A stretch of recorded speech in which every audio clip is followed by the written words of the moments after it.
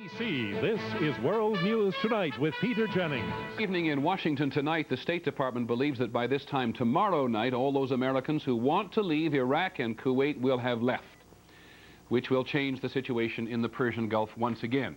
Tonight we'll begin a week of reports on how various resolutions to the Gulf crisis, including war, will have an impact far beyond the Middle East. We begin with those Americans tonight who finally got themselves far beyond the Middle East, all the way to Andrews Air Force Base outside Washington. Here's ABC's John Martin.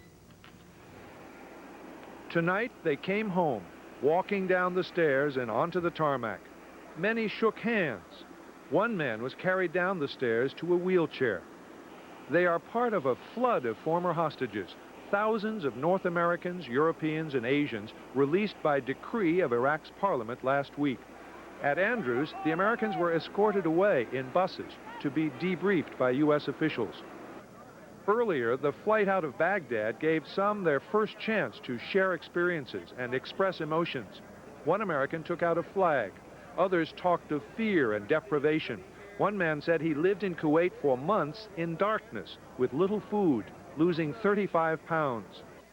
As they reached Frankfurt, they embraced friends and relatives and cheered. Two men praised President Bush. He got me out of here, okay? I'm alive. No Americans died. He did a great job. Thank you to George Bush and James Baker.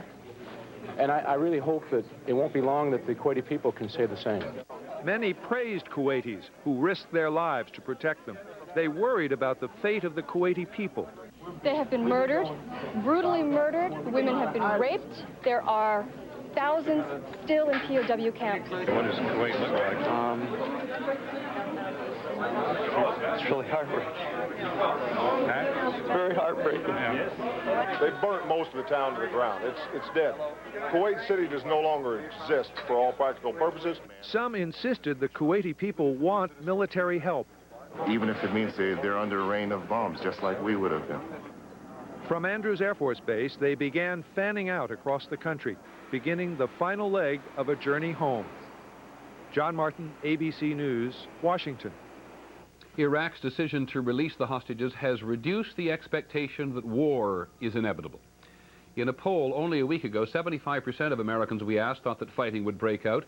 Today, that number is down to 61%. That's the first time since the Iraqis invaded in August that the concern about war has actually declined.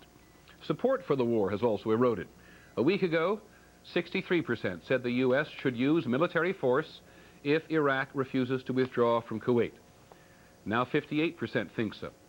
And to follow that curve on down, fewer than 50% of those we asked would support a war if all the hostages are released safely. In the Gulf, lest there be war, the U.S. Marines there tonight practice, practice, practice. Here's ABC's Chris Bury. Marine infantry, known as grunts or ground pounders, staging a practice attack on a sand dune fortified by enemy guns. In today's rehearsal, the first 20 attackers were tagged killed in action. 2 got captured. For American foot soldiers, a taste of what it might be like to charge Iraqi positions in Kuwait. If it's going to go like this, I'm going to be real scared. I pray to God that they bomb it heavily before we go in. To train for going in, Marines are building an 8-mile-long replica of a typical Iraqi fortification, including a deep ditch that could be filled with smoke and fire. Some officers anticipate trench warfare and high casualties. Saddam Hussein has had 4 months to prepare his defense of Kuwait, and he's done a very effective job of it, a frighteningly effective job of it. If we have to fight him, it's going to be an ugly and costly fight. It might be short, but it will be costly.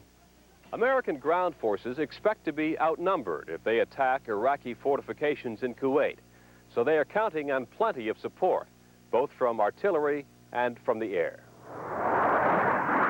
Marines can call in Harrier jets and helicopters to provide cover fire, but some are still concerned that won't be enough. Realistically, I'd like to see everything we could possibly get, everything that flies, that drops bombs or shoots rockets or fires guns in support of us. That will save a lot of American lives. But no one expects that to do the job. The Iraqis have some hardened positions that have the ability to survive any kind of air offensive. And it's going to take us to go in there, and it's going to take us to clear them out. Marines know that air power alone has never won a war. They know what the Iraqis know. Any battle for Kuwait will be costly to both sides. Chris Bury, ABC News, Saudi Arabia. And if there is a negotiated settlement and no war, there is still the perceived problem of how to contain a powerful Iraq led by Saddam Hussein. As ABC's Bob Zelnick reports tonight, in the Bush administration, some people have considered specific goals and specific strategies. Senior administration officials say key elements of the plan for containing Iraq include strengthening the military power of Saudi Arabia, Kuwait, and other Gulf states. They would expand their armies, and the U.S. would sell them tens of billions of dollars in modern planes and other military equipment. The United Nations would deploy a peacekeeping force well in excess of 20,000 troops along Iraq's borders with Saudi Arabia and Kuwait. The U.S. would maintain a permanent military presence in the area. Surveillance and combat aircraft would be stationed in several Gulf states. Plans also include the pre-positioning of tanks and other weapons, together with a modest U.S. ground presence in Saudi Arabia and increased naval patrols. The plan also calls for international restrictions on the sale to Iraq of weapons, chemical agents, and high-technology equipment of potential military value. Some restrictions could be eased if Iraq dismantled its chemical weapons facilities and permitted broader inspection of its nuclear program. Officials say that if the talks succeed, a plan like this would be necessary to hold in check an Iraq whose military power would remain unbroken.